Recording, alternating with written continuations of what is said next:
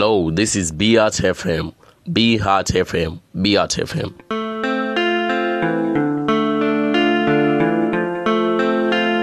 Hello, this is Beat FM. Nagiriye ndakumenya kuva ubwo nahindutse musha. Haleluya, Yesu uri umwami ubuzima bwanjye. Wambohoye ingoyi z'urupfu umpindura musha. Ndanyuzwe n'agakiza kawe mwami. Haleluya.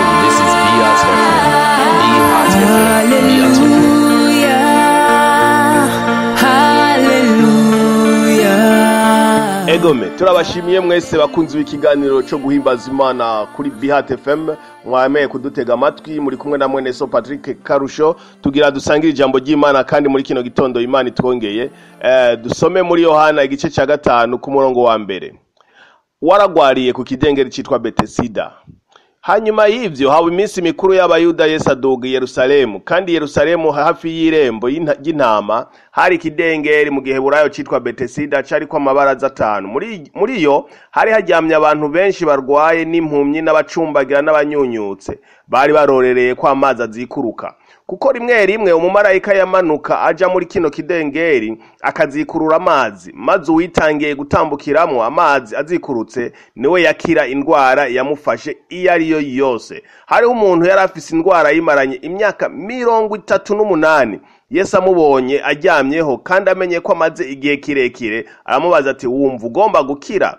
Uno arwaye aramwishura ati mugenzi, nta muntu mfise wo kunyinikira mu kidengeri y'amazi azikurutse, kuko ngira ngo ndaza uwundi akantanga gushungurukiramwo.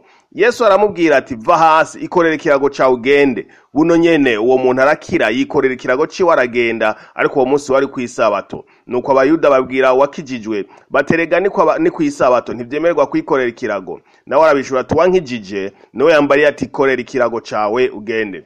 Yesu ahabwa icubahiro. Hano turabona inkuru ndende kandi iryoshe cyane y'umuntu yaramaranye ingwara imyaka 38 arindiriye ko amazi azikuruka ngo ajemo na wakire, ariko ngo yari afise ikibazo yuko ataronka umuntu amuterura amutware muri ayo mazi.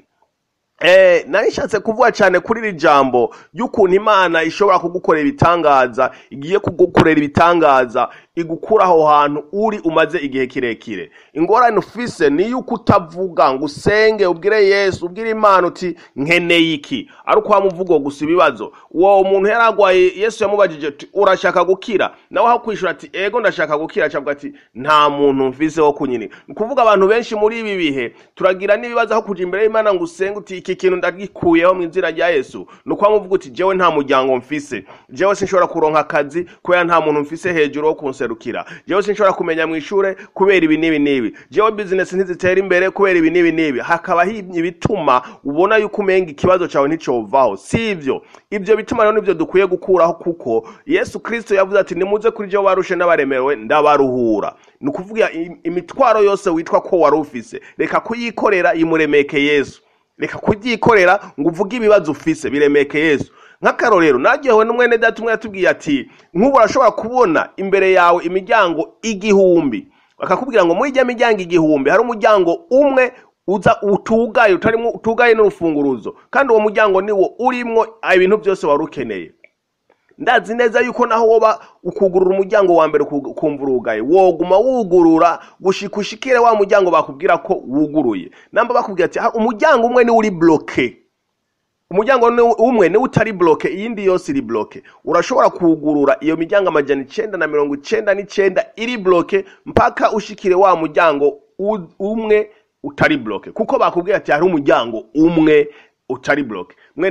Mwene data, muri iyi situation urimwo urashobora kumva ati sinzoyivamwo, mugabo nagomba nakubwiye nti bandanya wugurura, bandanya urondera, bandanya umaze kudepoza amadosiye ahantu henshi ukumva umengo uti je na depoje ahantu henshi narabuze. No, bandanya, reka guhagarika. Ni kuvuga reka gucika intege, reka kuzana ivyo bituma byo guti je nta solution gumako. Mumva umuntu yaragwaye imyaka 38, iyumvira umuntu afise imyaka 38 kuva cage wavuka hari abantu benshi bashobora kuba bavuze ati umuntu afise imyaka 38 n'umupapa afise abana n'umupapa afise abana afise n'ibintu nukuvuga yaravutse arakura ariga amashure araheza hariho umuntu agwariye ku kidengeri aravuka araheza amashure araronka ubuzima araronka ibintu hanyuma aratera imbere hariho umuntu agwariye ku kidengeri urumva uwo muntu yaramaze igihe kirekire ariko nawe rero iyo situation urimwo ntiramara imyaka 38 ni ntoyi cyane iyo situation urimwo ntiragera hahandi bavuga ati Lazaro yapfuye yaboze iyo situation urimwo nturabora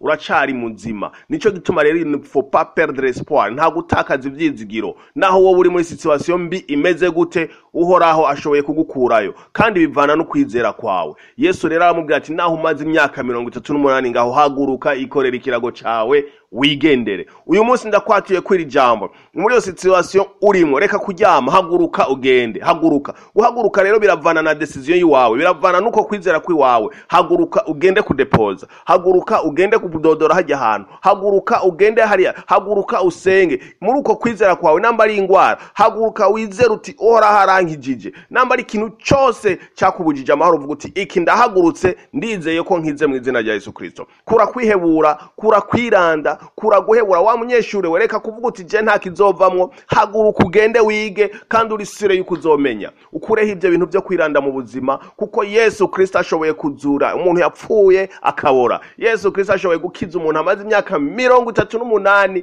agwaye Yesu niwe nyishu haleluya uyu munsi rero wewe ugenda uzuti naho byo babimeze guti situation ibi bihendimwo ntako vyomera kugira nta hantu kure hashobora kugera ngo Yesu ngo ananirwe kunkiza nta hantu kure bishobora gushika ngo Yesu ananirwe kugukurayo nukuvuga niwe nyishu ikintu cyose wibaza ko coba kiremereye ikintu cyose wumva ko coba kiremereye gusumba ibindi wewe abigira kanya gato ijambo rimwe gusa bivana no kwizera kwiwawe bivana no kutareka no kutadendebukirwa kwiwawe no kugumizako no kureka kwiranda abandanya muri ico gisagara namba warusha uja wugurura ibiro maho hantu baye wugurura ibiro uja ku bindi bakubwira ati nta kazi bandanya reka kwiranda mwumvise undi yamaze imyaka 38 namba umaze igihe ugwaye izero uti ubunye Yesu Kristo ashoboye kunkiza kuko mwumvise undi yamaze imyaka 38 sindiko ndavuga iyo myaka 38 kuganda kubwe ntirindira imyaka 38 no ndiko ndakubwira ko Yesu ashoboye kugukiza ubunyene ashoboye kugukura muri iyo situation ubunyene